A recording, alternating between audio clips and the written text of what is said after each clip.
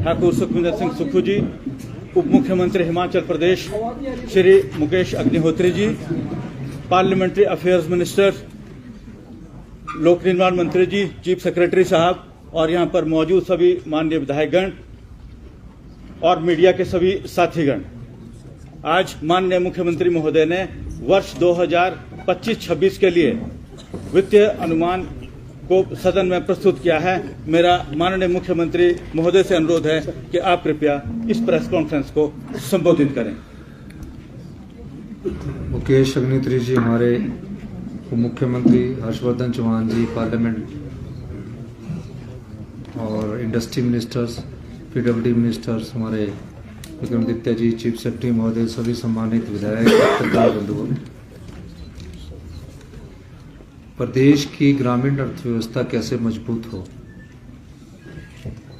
पिछले 2 साल से इस दृष्टि से एक सोच विचार करके हम आगे बढ़े और उसका परिणाम सामने आने शुरू हुआ। और ग्रामीण अर्थव्यवस्था की मजबूती के लिए, जो भी युवाओं को रोजगार देने के लिए और प्रदेश की वित्तीय स्थिति को ठीक करते हुए ये बजट हमने प्रस्तुत किया है। इसमें सभी वर्गों का ख्याल रखा गया है। सबसे पहला वर्ग ग्रामीण अर्थव्यवस्था की मजबूती के लिए जो हमारे किसान हैं, बागवान हैं, पशुपालक हैं, जो नित्य इस रोजगार से जुड़े हैं, उनको कैसे आत्मनिर्भर बनाया जा सके, उनके कैसे आर्थिक समृद्धि मजबूत की जा सके, इस दृष्टि से हमने उन बिंदुओं को चिन्हित किया जिन बिंदुओं के सहारे वो अपना जीवन यापन करते हैं। पहला बिंदु पशुपालन से संबंधित था। पिछले वर्ष हमने गाय के दूध में 32 रुपये हुआ करता था, 13 रुपये की बढ़ोतरी की, 45 रुपये किया। और भैंस का दूध जो 45-47 रुपये होता था, उसको बढ़ाकर हमने 55 रुपये किया। आपने देखा होगा कि कोई योजना 1 साल के लिए नहीं लाई जाती है, उसकी रूपरेखा, उसका स्वरूप आपके दिमाग में बना होता है। और मेरे पास ग्रामीण अर्थव्यवस्था का स्वरूप बना हुआ है, जो हमने अनुभव किया अपने जीवन में। उस अनुभव के माध्यम से हम इस क्षेत्र में महत्वपूर्ण बदलाव लाने की कोशिश कर रहे हैं। आम आदमी के जीवन में बदलाव कैसे आए, कैसे उसकी आर्थिक स्थिति मजबूत हो, इस दृष्टि से भी हमें कार्य करने की जरूरत है। और मैं आपको ये आश्वासन देना चाहता हूँ हिमाचल की जनता को कि आने वाले समय में ये ग्रामीण अर्थव्यवस्था और तेजी से आगे बढ़ेगी। अभी हमने जो बजट प्रस्तुत किया उसमें पैसे का एलोकेशन भी कर दिया गया है, और उसमें जो हमने गाय के दूध है उसको हमने 6 रुपये बढ़ाकर 45 रुपये से बढ़ाकर 51 रुपये किया है। और भैंस का दूध जो है वो 55 रुपये से बढ़ाकर 61 रुपये किया है। उसके साथ हमने एक चीज और देखी कि कई बार उनको ट्रांसपोर्टेशंस नहीं मिलती है, और कोई अपना व्यक्तिगत तौर पर दूध लाकर, जो मिल्क फैट के नोटिफिकेशन कलेक्शन सेंटर होंगे वहाँ भी लाकर देगा, 5 किलोमीटर से दूर आकर वहाँ देता है अपना व्यक्तिगत तौर से, और उसकी क्वालिटी मिल्क की ठीक होगी तो उसे 2 रुपया एक्स्ट्रा और मिलेगा। तो इस तरह वो 8 रुपये दूध में बढ़ोतरी की गई। दूसरा भाग, हमारे यहाँ कौन सी खेती होती है और किस खेती के आधार पर हमें आगे बढ़ना है। कुछ एरिया बागवान आधारित है, कुछ एरिया किसान आधारित है। अब उसको चिन्हित किया गया, जो खेती हो उसमें कैसे उनको उपज का सही मूल्य मिले। पिछले वर्ष हमने पहली बार मक्की का, प्राकृतिक मक्की का मूल्य 30 रुपये तय किया, और जनता के वहाँ जो किसान थे उनके हाथों में पैसा किया। मक्की का हमने, गेहूं का हमने 40 रुपये तय किया, अभी गेहूं खरीदी नहीं गई क्योंकि गेहूं का सीजन खरीदने का अब है। जो भी प्राकृतिक खेती से उगाया जाएगा उसका हम गेहूं का सीजन जो होगा उसमें वृद्धि की गई। इस बार हमने कहा कि मक्की का जो मूल्य है प्राकृतिक खेती से उगाई मक्की का वो 40 रुपये सरकार खरीदेगी और 60 रुपये जो गेहूं वो सरकार खरीदेगी। इसके बाद हमने एक चीज देखी कि लोगों ने खेती करना छोड़ दिया है।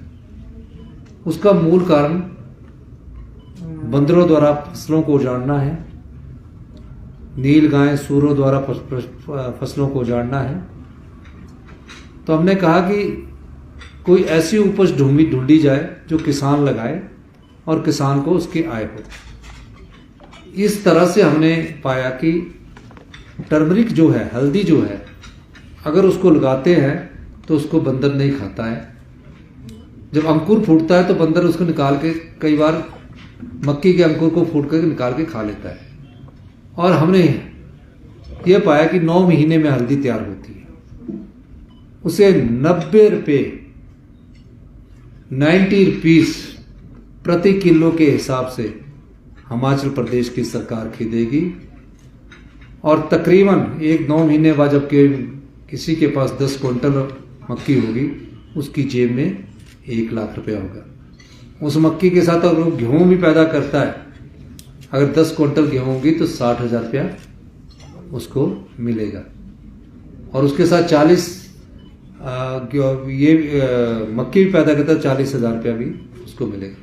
तो एक गांव के किसान के पास जो कार्य करेगा तो उसको एक साल में 2 से 2.5 लाख रुपया आराम से आय हो सकती है। हल्दी को उगा के उसको ज्यादा देखभाल नहीं करनी पर सरकार खरीदेगी। उसके अलावा इन खेतों को बचाना है हमने। तो आपने देखा कि हमने मुख्यमंत्री संरक्षण योजना लाई है कि नील गाय ना घुस सके तो उसमें जालीदार सोलर ऊर्जा और नकुली तारों का इस्तेमाल के लिए हमने बजट में प्रावधान किया है। 1 साल बाद आप इनकी स्थिति में बदलाव देखोगे। जब हमने दूध का रेट बढ़ाया तो आनी, रामपुर, रोडों में वो बदलाव हमें देखने को मिला। अब हमें एक साथ दूध का रेट हम पहले अगर बढ़ाएं तो उसके लिए हमें इंफ्रास्ट्रक्चर की जरूरत है। तो इंफ्रास्ट्रक्चर बनाने के लिए भी हमने ढगवार का काम शुरू कर दिया है जो अगले मार्च में बनकर तैयार हो जाएगा। तो इस दृष्टि से खेती को कैसे मजबूत किया जाए और गांव में रहने वाले किसान और आम आदमी जो खेती पर निर्भर है उसकी जेब में कैसे पैसा डाला जाए, ये दृष्टिकोण रखा गया। ऊना में आलू होता है, आलू का उचित मूल्य नहीं मिलता, तो ऊना के आलू को उचित मूल्य देने के लिए हमने वहां प्रोसेसिंग यूनिट लगाया और उस प्रोसेसिंग यूनिट से भी जो आलू भी खरीदने वाला किसान है उसके डायरेक्ट हाथ में पैसा जाएगा। बागवानों के लिए भी हमने योजनाएं लेकर आई। बागवानी हमारी एक स्थापित उद्योग है, उसको और कैसे स्ट्रेंथनिंग करना उस दिशा से काम कर रहे हैं। अब जो आलू है, अगर सेब भी लगेगा तो आलू वहां भी लगेगा, किसी खेत के नीचे हो सकता है, हल्दी भी हो सकती है, कुछ भी हो सकता है, मक्की भी होती है। तो इस सब दृष्टिकोण को पहचानते हुए ग्रामीण अर्थव्यवस्था के इस पहलू को हमने बढ़ावा दिया। फिर हमने देखा कि हमारे गांव जो है जंगल भी साथ है। जिस प्रदेश की 67% भूमि वन भूमि कहलाती है, उस 67% वन भूमि पर प्लांटेशन जो होती है वन विभाग द्वारा की जाती है, वो पहले सरकार द्वारा की जाती थी। हमने कहा कि जो पंचायतों में महिला मंडल बने हैं, युवक मंडल बने हैं, स्वयं सहायता समूह बने हैं, उसमें अगर वन विभाग 1 हेक्टेयर क्षेत्र उनको देता है कि इस वन की भूमि पर आपने पौधा लगाना है, हमने उसका भी मूल्य तय कर दिया। अगर कोई बाढ़ लगाने के लिए 1 लाख रुपया दिया जाएगा, खुद लगाना चाहे या विभाग लगा के दे देगा, खुद भी लगा सकता है महिला मंडल, और उसके बाद उसको पौधे दिए जाएंगे। उन पौधों को लगाने के लिए और बाढ़ लगाने के लिए एक महिला मंडल को 1 हेक्टेयर क्षेत्र में, यानी 1 हेक्टेयर होता है 12.5 बीघे, यानी 25 कनाल, उसमें लगाने के लिए उसको 2,40,000 बाढ़ के सहत देंगे। बाढ़ महिला मंडल खुद लगाना चाहता ठीक है, नहीं तो वन विभाग खुद लगा के देगा। फिर क्या होता है, प्लांटेशन के समय आप क्या करते कि प्लांट लगा दिया, मुख्यमंत्री जी ने प्लांट लगा दिया, उप मुख्यमंत्री जी ने प्लांट लगा दिया, विधायकों ने प्लांट लगा दिया और प्लांटेशन हो गया। और प्लांटेशन की देखभाल कौन करेगा? कोई देखभाल नहीं करता। उस प्लांटेशन की देखभाल करने के लिए हमने 1 लाख निश्चित किया और कहा कि अगर 100 पौधे लगते हैं, 100 में से 50 पौधे भी अगर वो जीवित रहते हैं तो उसे 1 लाख मिलेगा। फिर उसकी जड़ें मजबूत अगले साल होगी, फिर 1 लाख मिलेगा। इस तरह 6,40,000 महिला मंडलों को ग्रामीण अर्थव्यवस्था को मजबूत करने के लिए दिया जा रहा है। ये उद्देश्य उसका है। तीसरी बात कि हमारी जो डेयरी इंडस्ट्रीज है वो कैसे बढ़े, उसमें इंफ्रास्ट्रक्चर को खर्च किया जा रहा है। फिर उसके बाद हमने टूरिज्म सेक्टर को देखा। टूरिज्म सेक्टर में बड़े उद्योगपति यहां आना चाहते हैं। मैंने 2 साल के अनुभव में यह पाया कि हमें कुछ नियमों और कानूनों में बदलाव करने की जरूरत है। 3 स्टार यहाँ बनाना चाहते हैं, 4 स्टार यहाँ बनाना चाहते हैं, 5 स्टार यहाँ बनाना चाहते हैं और 7 स्टार यहाँ बनाना चाहते हैं। तकरीबन 200 होटल जो है वो विभिन्न नियमों और कानून के तहत बदले। हमने कहा कि 200 होटल वाले जो भी अपनी एप्लीकेशन में अप्लाई करेंगे, 1 महीने के भीतर हम उनको परमिशन दे देंगे और अपना कार्य शुरू करें। उसी तरह बड़े हॉस्पिटल्स वाले भी आना चाहते हैं, उनके लिए भी हमने वेलनेस सेंटर के तौर पर हमने टूरिज्म सेक्टर को बढ़ावा देने के लिए आगे किया। जो भी परिस्थितियां हैं, युवाओं को रोजगार कैसे मिले, हमने कहा कि कोई डीजल की बस खरीदना चाहता है, अगर 40 लाख की डीजल की बस है तो उसे 30% सब्सिडी मिलेगी, यानी 12 लाख सब्सिडी मिलेगी। अगर इलेक्ट्रिकल बस खरीदना चाहता है ताकि जो बसों की कमी है तो उसे 40% सब्सिडी मिलेगी, यानी 1 करोड़ में 40 लाख की सब्सिडी हम देने जा रहे हैं। और राजीव गांधी स्टार्टअप योजना का ये फायदा हुआ कि 40 गाड़ियां हमारी डिपार्टमेंट में लग गई। उन युवाओं ने उसको सावधानी रखना, उन युवाओं ने उससे अपनी जीविका कमाना शुरू कर दिया। फिर हमने अपने पर्यावरण को बचाने की दृष्टि से कार्य कर रहे हैं। पहले दिन से हमारा ग्रीन स्टेट बनाने का, जितनी इलेक्ट्रिकल, अभी हम एक नीति लाएंगे, जो भी डीजल पेट्रोल की गाड़ी ई टैक्सी में बदलना चाहता है, एक सीमित आय उसकी है, उसको हम कन्वर्ट कर देंगे इलेक्ट्रिकल व्हीकल्स में। इस दृष्टि से भी हमारी सरकार कार्य कर रही है। और हमारी जो संपदा है वो कुछ ही लोगों के हाथ में और कुछ ही लोगों द्वारा संचालित की जाती है। मुझे ये कहने में कोई दो राय नहीं है कि हमारी संपदा का अधिकांश भाग, हमारी इकोनॉमी का अधिकांश भाग सरकारी कर्मचारियों को पेंशन, वेतन और ऋण की अदायगी और मूलधन में चला जाता है। तो उस संपदा का कुछ भाग हिमाचल प्रदेश के उस समाज के वंचित वर्गों को भी मिले जो इस समाज में किसी न किसी रूप में अपना कार्य कर रहे हैं, रोजगार प्राप्त कर रहे हैं। तो जो सब्जी विक्रेता है, जो चाय वाला है, जो पान वाला है, जो जूते की मरम्मत करने वाला है, वो बेचारे 1 लाख का लोन लेते हैं, बढ़कर वो 1.5 लाख का हो जाता है और 1.5 लाख के बाद 2 लाख लोन हो जाता है। हम उसके साथ एक 1 टाइम सेटलमेंट पॉलिसी लाएंगे और उस पॉलिसी के तहत उसके ब्याज को निश्चित किया जाएगा और उस ब्याज को हम सरकार द्वारा वहन करेंगे। मूलधन जो होगा वो अगर पे करने की क्षमता में होगा तो उस दुकानदार, लघु दुकानदारों को देंगे। इसके अलावा किसान है, किसान ने ग्रीन हाउस के लिए लोन ले लिया, उसका बिक रहा है, वो मूलधन देना चाहता है लेकिन ब्याज मूलधन से ज्यादा हो गया है, तो उसमें भी हम 1 टाइम सेटलमेंट पॉलिसी लाएंगे और उनका आने वाले समय में जो ब्याज के साथ हमारी 1 टाइम सेटलमेंट की पॉलिसी बनेगी उनको माफ किया जाएगा। इस दृष्टि से भी हमारी सरकार ने समाज के उस वंचित वर्ग का ख्याल रखा है, जो वंचित वर्ग, समाज के उस वंचित वर्ग कई सालों से उपेक्षित महसूस कर रहा है। उसके अलावा घरों में काम करने वाले डोमेस्टिक सर्वेंट्स होती है, लेडीज होती है, बेचारे घर में काम करती है, अपने बच्चों का पालन पोषण करती है, उनके बच्चे पढ़ रहे हैं, उनको हमने कहा कि उनके पास आय सीमा की कोई पात्रता नहीं होगी। उन महिलाओं की अगर 1 बेटी है, 2 बेटी है, हमारी सरकार इंदिरा गांधी प्यारी सुख सम्मान निधि के तहत उन बेटियों को 1500 रुपया हर महीना देना 1 जून से शुरू कर देंगे। उसके अलावा विधवाओं की बेटियां हैं, विधवा महिला को तो पेंशन मिल रही है, उनकी बेटियों को भी हम 1500 रुपया महीना पात्र महिलाएं जो होंगी वो उनको देना हम शुरू कर देंगे, इंदिरा गांधी प्यारी बहना सुख सम्मान निधि योजना के तहत। यही नहीं, ये सब चीजें देने के बावजूद हमने हर वर्ग का सोचा, किसान का सोचा, छोटे दुकानदार का सोचा, घर में काम करने वाले लोगों का सोचा, और फिर सरकारी कर्मचारी आते हैं। सरकारी कर्मचारियों ने विकास की गाथा लिखी है। कुछ सरकारी कर्मचारी आंदोलन करते हैं, पेंशन आंदोलन करते हैं। आंदोलन का नहीं, हमारा मकसद तो प्रदेश की संपदा का सही बंटवारा करना है। मैंने कई बार कहा, हम अपनी संपदा को तो ना तो लुटाएंगे ना ही लुटने देंगे, उस संपदा का समाज के सभी वर्गों में सही बंटवारा करेंगे।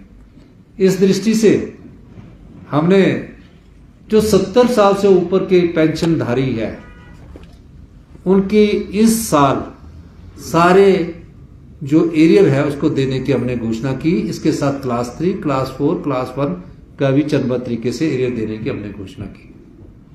उसके अलावा किसी सरकारी कर्मचारी ने ये सोचते हुए विचार में, सभी मैं सरकारी कर्मचारी अधिकारियों का धन्यवाद करता हूं, सभी जो यूनियन वाले हैं उनका भी मैं धन्यवाद करता हूं, चाहे वो सभी यूनियन के है, चाहे वो एनजीओ है, चाहे पेंशनर यूनियन है, सबका धन्यवाद। किसी ने मांग नहीं की, उन्होंने आर्थिक स्थिति को समझा, उन्होंने आर्थिक विषमता को समझा, जो आर्थिक कुप्रबंधन पिछली सरकार द्वारा किया गया, उन्होंने कोई मांग नहीं की। लेकिन हमने सोचा ये दिन रात हमारे लिए मेहनत करते हैं, इस प्रदेश की संपदा को बचाए रखे हैं, इनका भी अधिकार है। मैंने बजट का राजस्व देखा, उसको सही किया, और आज उनको हमने 3% का डीए अपने सरकारी कर्मचारी, अधिकारी, पेंशन भोगियों सबको दिया। तो ये व्यवस्था है, परिवर्तन ही है। जहां कोई मांग नहीं रहा, जहां कोई अधिकार को लेकर आंदोलन नहीं कर रहा, आंदोलन हुए तो कोई स्टेट कैडर को लेकर हुए, कोई किसी को लेकर हुए, लेकिन किसी ने अपने वेतन को बढ़ोतरी के लिए नहीं कहा। लेकिन एक राज्य के मुख्यमंत्री होने के नाते अगर वो नहीं कहते हैं तो उनकी पीड़ा को भी मैंने समझना है, उनके दर्द को भी मैंने समझना है। वो सरकारी कर्मचारी, किसान, आम नागरिक हमारे समाज के नागरिक है, और उनकी संपदा को बांटने का हमने पूरा निर्णय लिया। युवाओं को बोला हमने कि आप ट्राइबल में हो, अपना कोई होटल खोलते हो तो उनको 5% इंटरेस्ट पेंशन मिलेगा, यानी कि जो 10% को घटाकर 5% रख लीजिए। तो जो 5% हम इंटरेस्ट पेंशन लेकर आए हैं, और जो ट्राइबल में नहीं रह रहे, ग्रामीण क्षेत्र में बनाना चाहता है, उनको हम 3 और 4% का इंटरेस्ट पेंशन देंगे। जो गांव में किसी के पास सरकारी जगह है, वो अपना अगर सोलर पावर प्रोजेक्ट लगाना चाहता है, तो हमने उसको बोला कि ट्राइबल क्षेत्र में 5% का इंटरेस्ट ब्याज सरकार देगी, और ग्रामीण क्षेत्रों में 1 मेगावाट तक 4%, और 1 मेगावाट से कोई भी हिमाचली युवा अगर सोलर प्रोजेक्ट लगाता है उसको हम 3% 1 मेगावाट से ऊपर वाले को देंगे। इसके लिए योजना अभी हम लाएंगे। तो इससे युवाओं के रोजगार के साधन बढ़ेंगे। 1000 बसेस हम युवाओं को देने जा रहे हैं, ताकि किसी को सुविधा ये ना रहे। ये सारा परिवर्तन क्यों करने जा रहे हैं? ये व्यवस्था परिवर्तन है। इस व्यवस्था परिवर्तन में आप सब लोगों का अधिकार है। इस प्रदेश की संपदा को आम लोगों तक पहुंचाने का दायित्व हमारा है। पिछली बार हमने मनरेगा में 60 रुपए की बढ़ोतरी की, इस बार हमने मनरेगा में 20 रुपए की बढ़ोतरी की, 320 रुपए दिया जा रहा है। और जितने भी पहाड़ी राज्य है उसमें सबसे ज्यादा हमारी मनरेगा होगी। क्यों? मनरेगा में काम करने वाले जो हमारे भाई बहन है, उन्होंने कभी मांग नहीं की है, कोई आंदोलन नहीं किया, लेकिन हम उनकी स्थिति को समझते हुए, ग्रामीण अर्थव्यवस्था को मजबूत करते हुए उन परिवारों की आर्थिक समृद्धि कैसे आए, ये सब चीजें ग्रामीण अर्थव्यवस्था से जुड़ी हुई है। बाकी जो हम दे रहे हैं तो हम करेंगे ही। अब बताइए, जिस प्रदेश की हेल्थ सेक्टर में आईजीएमसी में 19 साल पुरानी एमआरआई लगी हो, 19 साल, टांडा में क्या हाल होगा? 10-10, 20 साल पुराने मेडिकल टेक्नोलॉजी है। वहां डॉक्टर छोड़ के चले जाते थे, पीजी करके चले जाते थे। हमने उनका कहा कि जो पीजी कर रहे डॉक्टर हैं उनको 62-65 हजार से बढ़ाकर 1 लाख रुपया हमारी सरकार देगी, और जो एसआरशिप कर रहे हैं उनको 1,30,000 रुपये देगी, ताकि हमारे हेल्थ इंस्टीट्यूशंस अच्छे हो सके।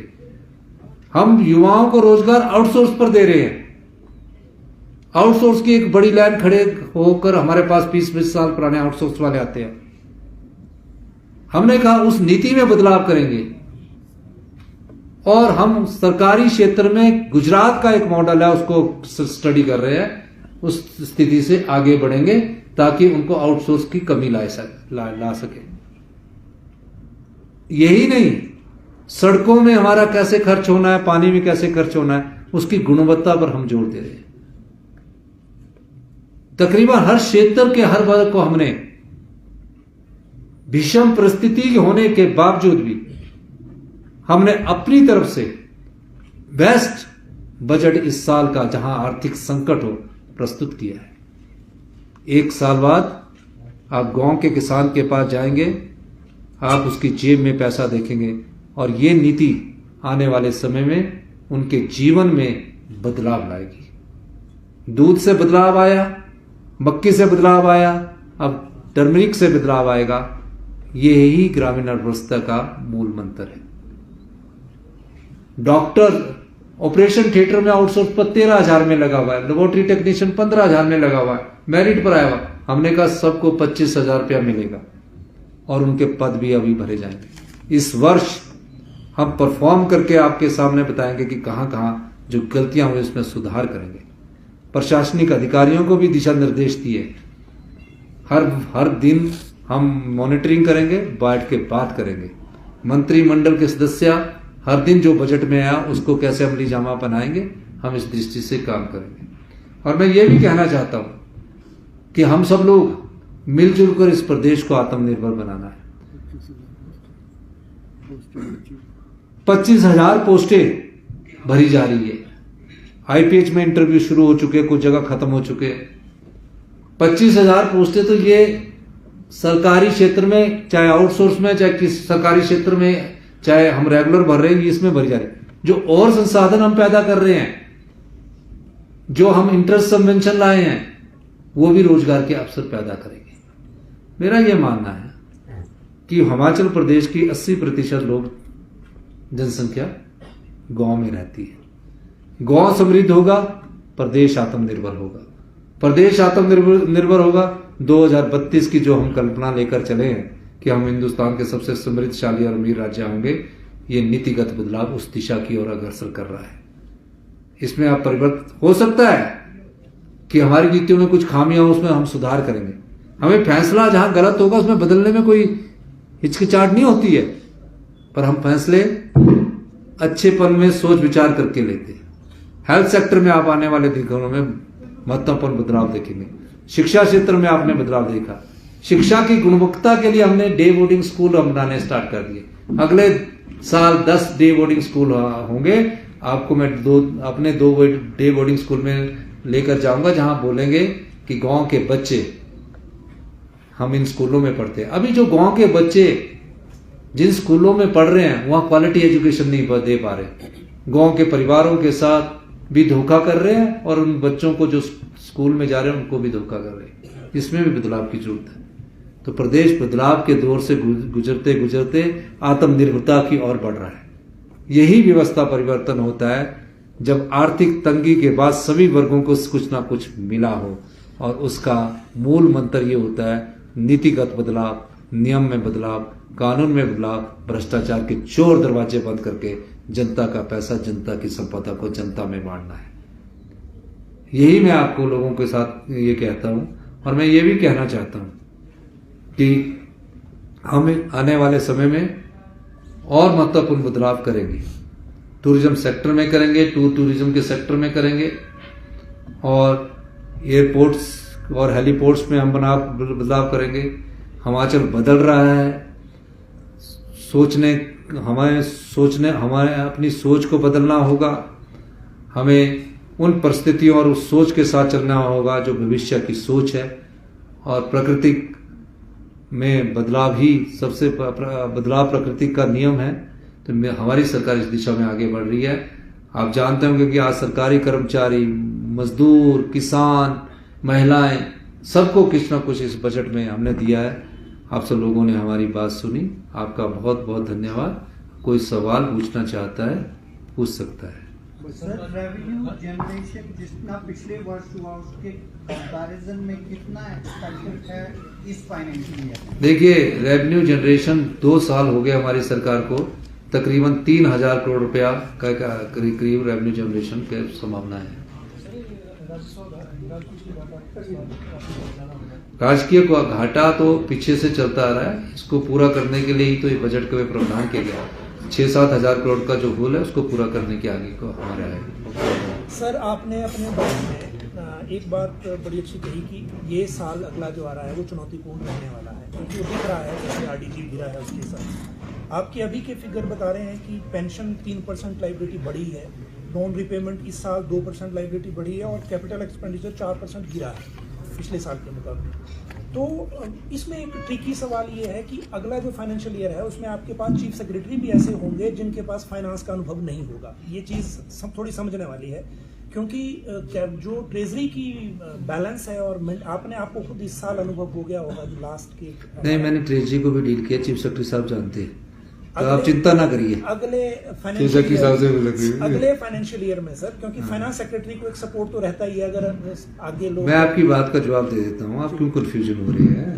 आप जो पूछना चाहते हो उसी को बता रहा हूँ।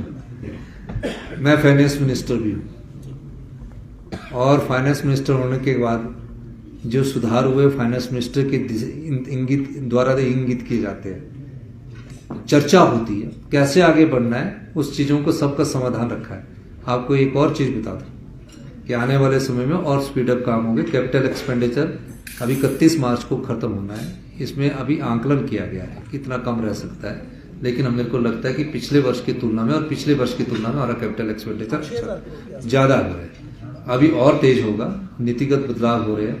और जो फाइनेंस है इसमें कोई दो राय नहीं, जो आप कह रहे हैं कि हमारी स्थिति ठीक नहीं, हमें तो अगली जो चुनौती है उसके लिए हमने परिवर्तन किया है, और मैं चाहूंगा कि आप हमारे परिवर्तन के साथ देखें कि हम कहां से रेवेन्यू जनरेट कर रहे हैं। अभी आने वाले समय में वही कहा कि जो गैप है इसको भरने के लिए हमारे कई नीतिगत नियम और कानून में बदलाव होगा, और हमारे पास रेवेन्यू आएगा। और यूपीएस में जो आपने बात कही सर, एक यूपीएस नहीं कही बनी है, नहीं, जो कि केंद्र से या कहीं से भी मतलब दबाव है कि एनपीएस, वो राजनीतिक तौर पर चर्चा विचार विमर्श के बाद आगे देखा जाता है।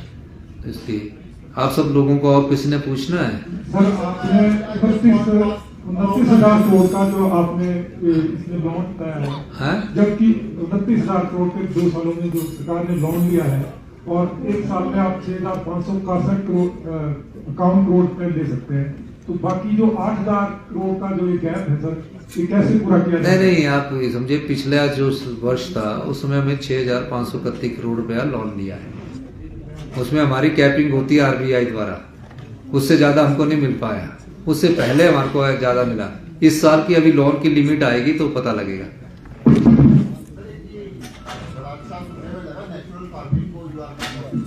सुनने में नहीं लगा, प्रैक्टिकल में है। तो यही तो मैं कह रहा हूं कि आप लोगों को पता करना है कि जहां हमने पिछले साल प्राकृतिक खेती में मक्की के आटे का, मक्की खरीदने का रेट 30 रुपए किया था, 3,000 मीट्रिक मुझे याद नहीं है वो खरीदी, और उसके नाम से अब गेहूं भी खरीदेंगे। तो ये प्रोक्योर का जो है हमारा मार्केटिंग बोर्ड है। नहीं, मैं बताता हूँ पैरामीटर्स क्या बोल रहे हैं, वो सर्टिफाइड होगी, आपने बजट में इसमें लिखा, हाँ वो सर्टिफाइड होगी। आपकी बात सही है कि आप प्रकृति को कैसे करोगे, तो उस चीज का सर्टिफिकेशन होगा। जैसे मक्की का सर्टिफिकेशन हुआ, टर्मरिक का सर्टिफिकेशन होगा, गेहूं का सर्टिफिकेशन होगा, तो ये रेट, क्योंकि हम प्रकृति में हिमाचल प्रदेश को नंबर 1 स्टेट बनाना चाहते हैं यहाँ की भौगोलिक, डेमोग्राफिक और प्राकृतिक चीज जलवायु के हिसाब से, तो ये प्राकृतिक में सर्टिफाइड होगा और अगले वर्ष से ये खिलना शुरू हो जाएगा। धन्यवाद। हो गया।